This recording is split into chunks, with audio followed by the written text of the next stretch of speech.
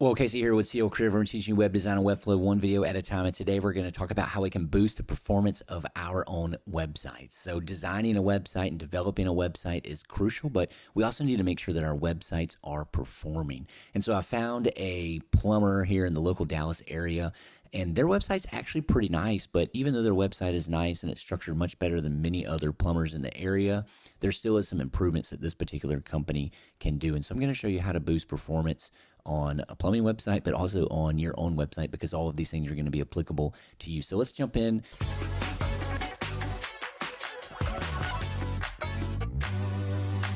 Number one is you need to check your website speed. And so the way that you can do that is just simply go to your website. You're going to right click if you're in Chrome, right? So using a Chrome-based browser, you're going to click Inspect. Now, once we click Inspect, it's going to give us a bunch of HTML and things like that. And you're probably like, what is this? This is super foreign to me. But we want to click on Lighthouse.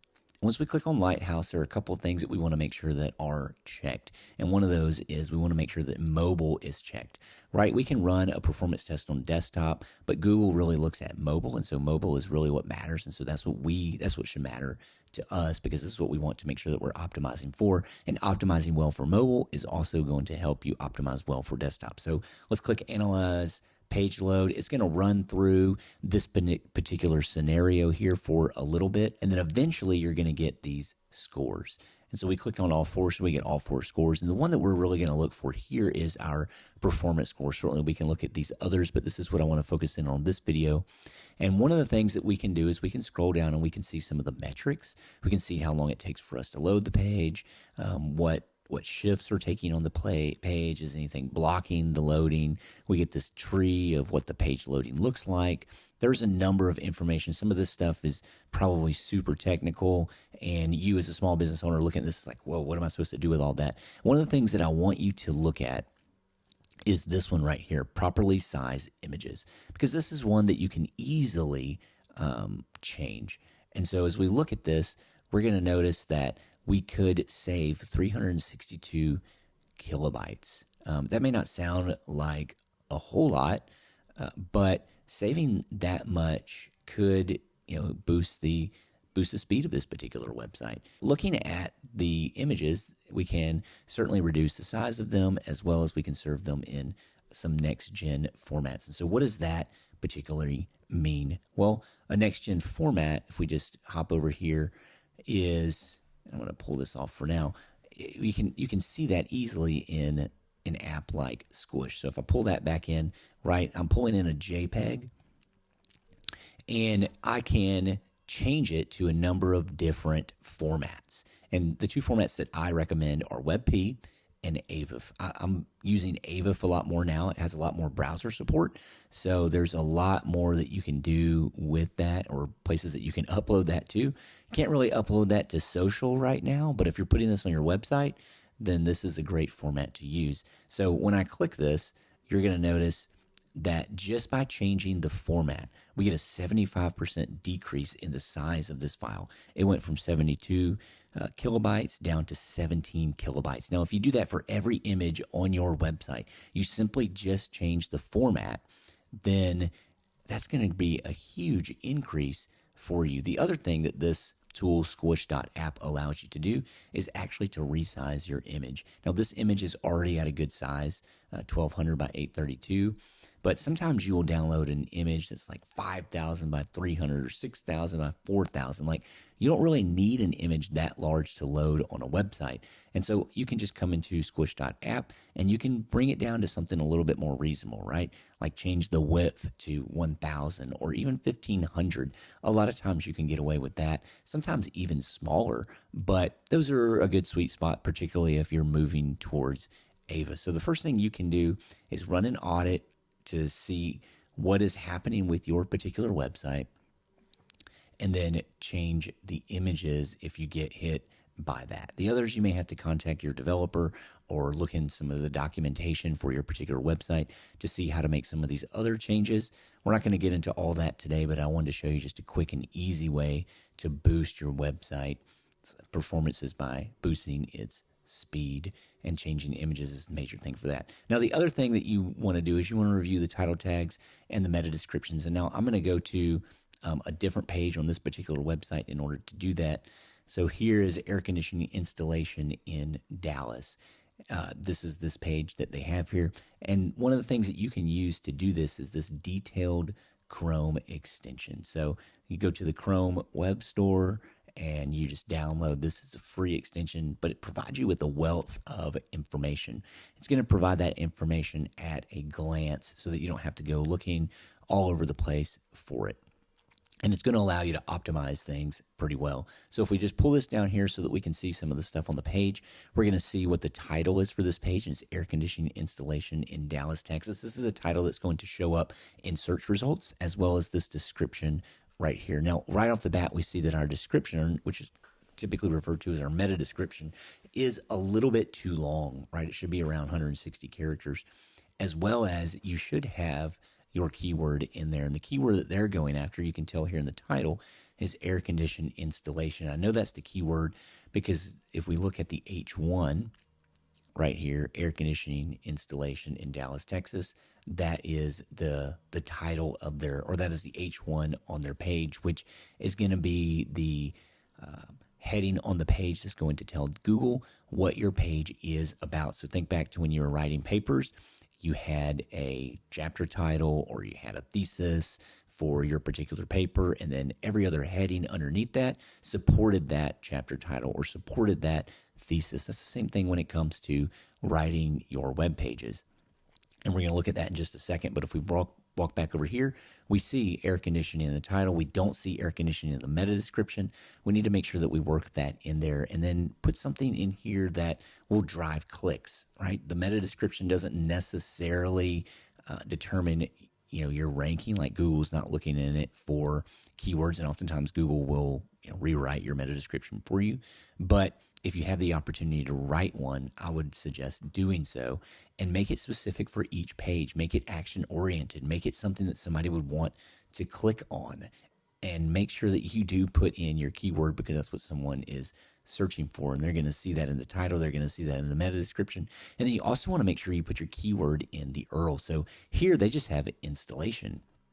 Instead of just having installation, what I would suggest is say air conditioning installation Dallas, Texas, or air conditioning installation Dallas, right? Putting your H1, your title, and your URL all matching along with some sort of attention grabbing meta description with the keyword in it is going to help you optimize that particular page. The next thing you want to do is you want to audit your site content. And so that's what we can do here with our headings. So we can look at the site content. As you just scroll down the page, you're going to see headings, you're going to see body text, and some of the things that we are looking for here is we're certainly looking that our keyword is in the H1. I've already mentioned that, but we also want to make sure that our other headings make sense. Are they talking about AC installation, and what are they actually talking about? In this particular case, they're talking about the other services that they offer when it comes to AC installation, right? Central AC, emergency, ductless heat pump, all of those things. Now, in this case, that's great.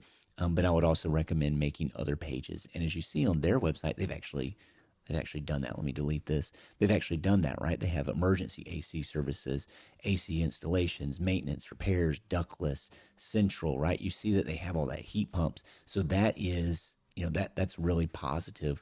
And you can do the same in your particular website as well, having the other types of installations that you do and building other pages out around them.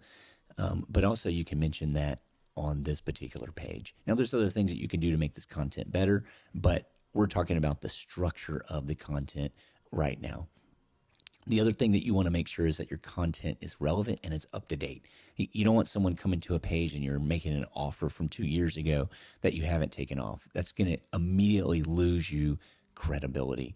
And you want to make sure that anything that you're offering the people who are working there, anything is all up to date. So this means that you need to be continually looking at your web page on a regular basis and updating that web page.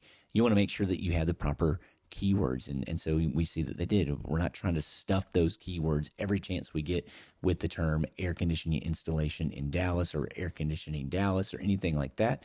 But you want to make sure that those keywords make sense for that particular keyword that we're going after. Again, I talked about earlier, think about your H1 as the thesis or the title of your paper. And whenever you're writing a paper, you want to make sure that everything supports that title. And so the same thing here, you want to make sure that that is taking place.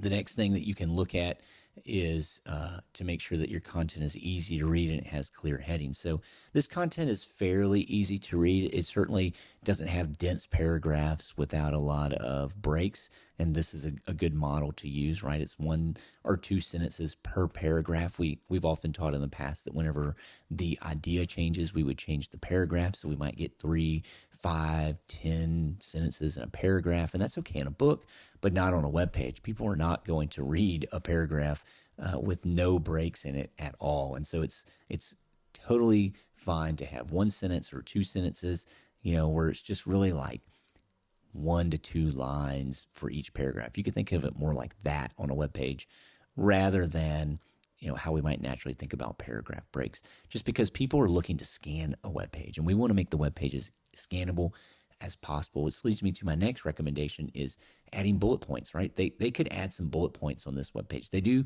not have long paragraphs. They're short. They're easy to kind of pop into. They've got headings. They do have internal links, which is another thing that we need to make sure that we have on our page, which are linking to other pages. But bullet points often are helpful as well. The other thing that I would certainly suggest is adding in images. You want to add in images of your product or your service so that people are not just reading, but they're seeing. We are visual people.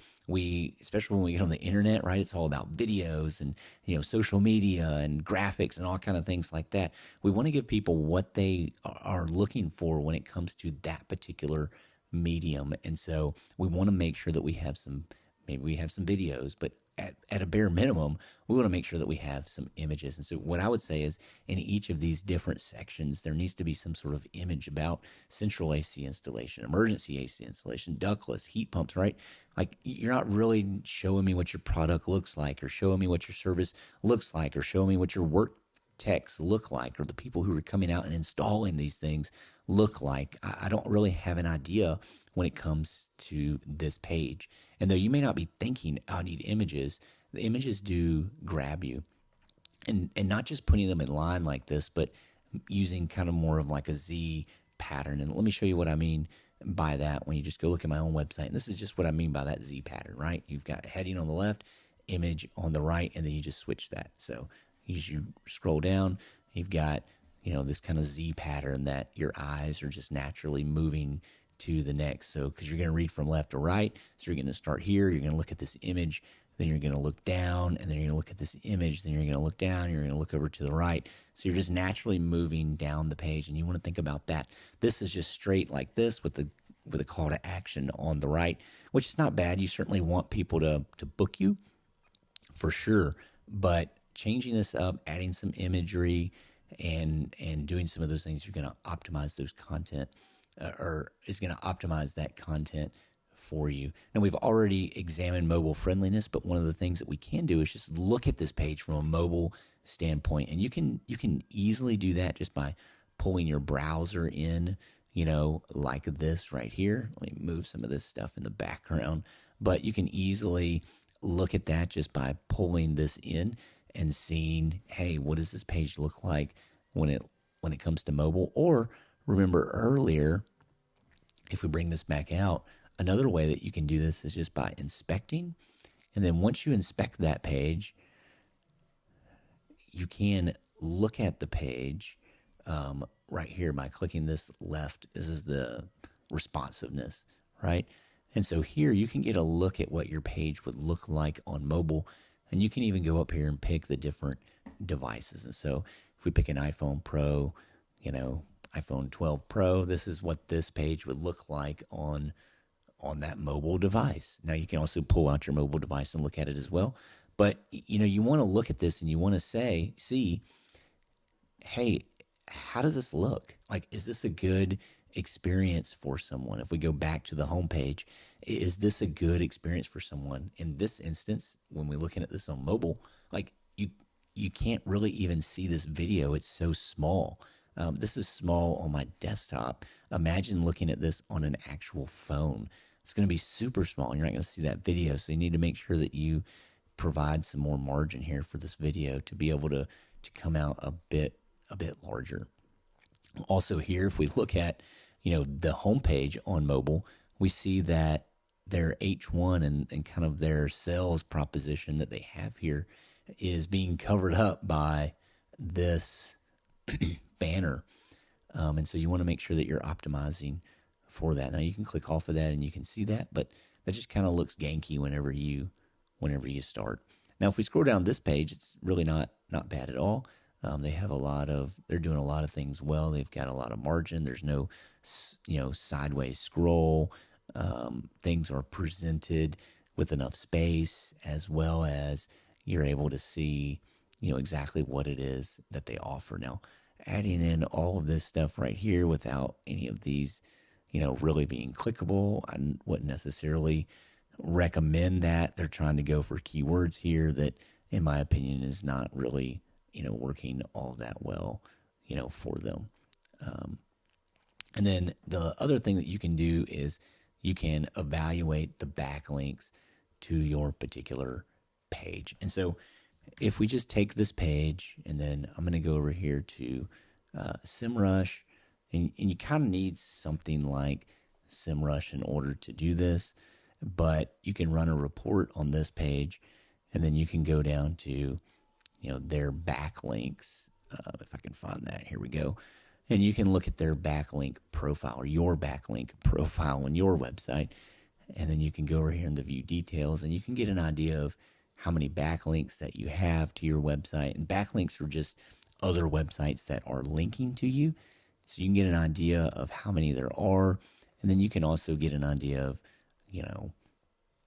what types of links these are. So you see they have a lot of no follow links right here. And what that actually means is that they've been linked to. So 5 best plumbers in Dallas, they've been linked to here, but they're not getting any sort of value from that link except for the fact that they are just put on this list, which, isn't necessarily helpful because we're going to look at the domain authority of the site that links to us.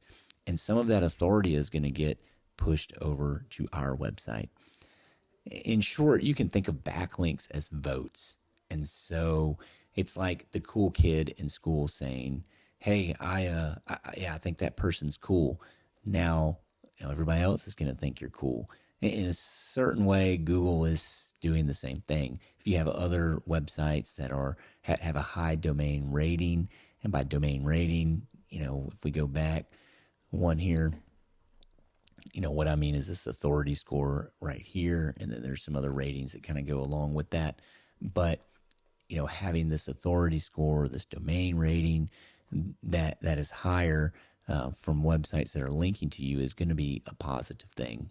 And then how many backlinks do you have? We see that they have 2,000 backlinks, so that's great. Some of these are no follow, or a decent amount of these are no follow links. So we finally get down here to some of the others where they're actually, getting follow links and things like that. But in short, you want to make sure that you're getting other people to link to you. And you can do that by producing high quality content. You can do that by sponsoring local businesses in your area, by sponsoring things on their website and getting links there. You can do that by guest posting on other websites. But by and large, you can really do that just by providing a lot of really valuable content that other people want to link to. Stats can be really good. People like to link to posts that offer statistics and things like that. And so focusing in on those types of posts can be very helpful. So that's 5 ways that you can analyze and audit your website, right? You want to check your site speed. You want to review title tags and meta descriptions. You want to audit your content. You want to evaluate your backlinks. You want to analyze for mobile friendliness. If you can do all of those things, then this can really help those particular pages on your website rank.